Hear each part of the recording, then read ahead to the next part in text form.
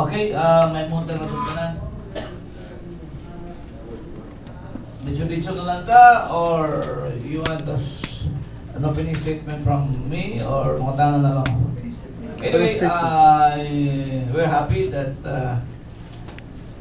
democracy is still alive in this country. And we are very thankful that the Supreme Court give us the second win by granting us the temporary restraining order with status quo ante-order. So this is not just a simple TRO, but this is a TRO with SQAO. That means TRO na dunay status quo anti-order. Ang ipasabot nini na bubalik may sa uno. And I think our good friend here, our third nominee, Atty. Salva, can explain more on this. Okay, abogado man eh. Kita din ta abogado. Muna gidaog-daog na sa Comelec. Kaya binyaw din abogado, din musukol. So, kining TRO with status quo anti-order, gi-advise na ni ang Comelec na ibalik pa sa uno. Balik ta sa uno. Dayon, kinini ang dili ipasabot ang kaso nga gi-file nila sa amo. Mawa na to. Ang katong kaso gi-file nila sa amo, magpadayon gyapon to. And I think the Supreme Court will decide on the merits of the case. Ang kaso nga gi-file nila sa amo, ato nang gitumag. Una, ang ilang giingon, tulo man karason nganong gitak-tak-tak matud pa rin Brillantes o sa Comelec. Ang unang rason nga dili ko ta marginalized because we are a multi-sectoral party. So dini ako na nag-explain kato nakadungog kanina sa ato ang privilege speech na itong i-deliver last Monday. Matud gani si Brillantes mismo is confused kung ano sa definition sa marginalized.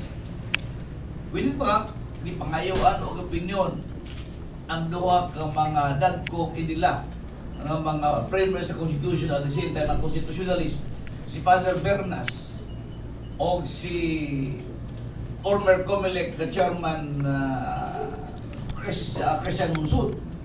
Matutila na doon ay problema yun sa definition sa marginalized. Muna iwak nila kayo masakti. Wala kayo nila, nabate kayo ang Constitution na napita. Kaya wak mag-ibutang sa konstitusyon nga dako-dato ka dili ka kadagan. Kaya ang giingon naman sa provision sa konstitusyon nga ang requirement lang sa usak ka representing a party list. Simple lang tayo requirement. Una, kinahanglan butante ka. Ikaduha, Filipino citizen ka. Ikatulo, hingkod ang imong pakindaron, 25 above. Ikaapat, member ka sa partido. Wala mang ipasabot nga kinahanglan nga doon na kaysaling nga 5 million below. Wa may qualification. Nga doon na kaysaling nga 10 million or 100,000 lang. Walay qualification ni Moniana. O the other hand, gibutang sa konstitusyon o sa pusat 7941 na a political party, a coalition organization, or a sectoral group can run sa party list as long as mo fill up ka sa tanang mga requirements and file a manifestation in the Comelec. So, kanang iyang kaso nga gi-file sa buka, klaro kayo nga puros kinuanggol ba? Puros kinuanggol yun. No? And ang ikaduhan niyang rason nga nung itaktak is that wala mo naka-comply sa requirements sa Comelec kay ang ipangayon sa Comelec 5 ka nominees. So, tulo ka regular nominee plus 2 additional nga mura of alternate. Ni-file ta niya na, with pag ilan ang gidawat ang atong application, ang atong nominees. No? We have nominated 5. Una is ako, ikaduhang nominee si Dr. Walter Balangawan, ikatulo si Atty. Pete Salva, ikapat si Art Tariman, o kalima si Atty. Jojo Labandria. So 5 ka ba katong i-file na nominees, pero ang ilang ingon, wala ko na taka-file. Naamo na, ilang mo na ginawa. Ikatulo, may rason, ilang kang ipa-disqualify, tungod kay, wa ka na taka-file o certificate of contribution and expenditures sa 2007 election. Take note ha, 2007. Nakanagarata o 2010. Pero giingon gawa taka-file sa 2007. So, ang gini mo, unsay ka problema ang utok sa Comelec. When we dig our records, nakita na mo nga, wala na kumadala ganito sa kudali-dali. Nakita na mo nga, gidawat sa Comelec ang ato ang financial statement sa 2007, June 12, 2007, 2 p.m. Gidawat sa Law Department dito sa Manila. So, wala gipasihan. So, kini kasuha mo na i-resolve. After, tingali, matugay-dugay pagyung tingali ni, kay gitagaan man o TRO ang tanang mga accredited at the same time sitting party list. So, kanan napita, sige, kayo po na madugay, pag na siya, so ipasabot niya na nga, ibalik ni, ikarga ang mungalan sa baluta in preparation for the 2013 election. Pero for the meantime, nagpadayon karon ang amuang pagpakigbatok sa Comelec. When in fact, ang maayong nitabo is that ang ANAD party list na-recognize sinuon pa kaya sa Kongreso. To the point na ang mga party list ng mura o na ay nagtuya-tuya karon recognize us na consistent yung kahit na party list. Kaya kita lang may party list kayo sukol sa Commission of Election. So karon ang grupo karon sa mga party list, naggrupo-grupo na may karon na nagpugos sinuon may panaghiusa, then possibly will do some mass actions in Manila.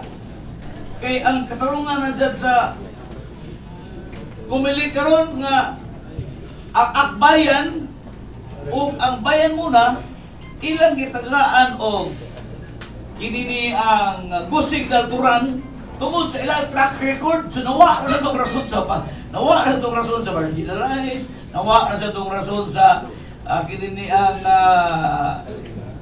sektoral. So ano na makita no usa ka flip-flopping ng utok sa ato ang Comelec. Mao nang kami during last kagahapon interview ko sa media sa Manila during our press con, akong gingon nga kung magkinalang track record ay ni si Brillantes, kinahanglan mag-rally mi, magbubot mi kada adlaw na sa Manila. Mo iya gusto. Mo na track record iya gusto magipasabot.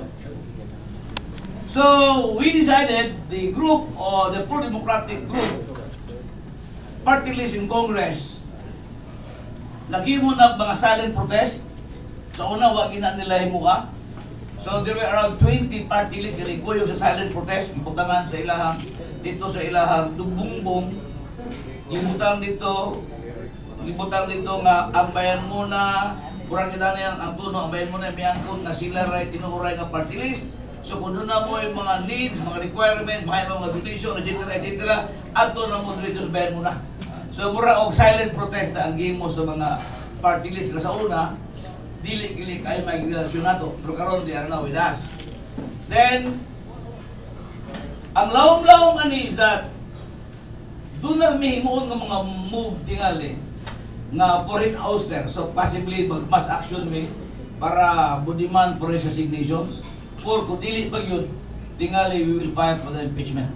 So nangita na sa karon og mga ebidensya na among magamit against for the impeachment of Brillantes. So yun ana ang development karon sa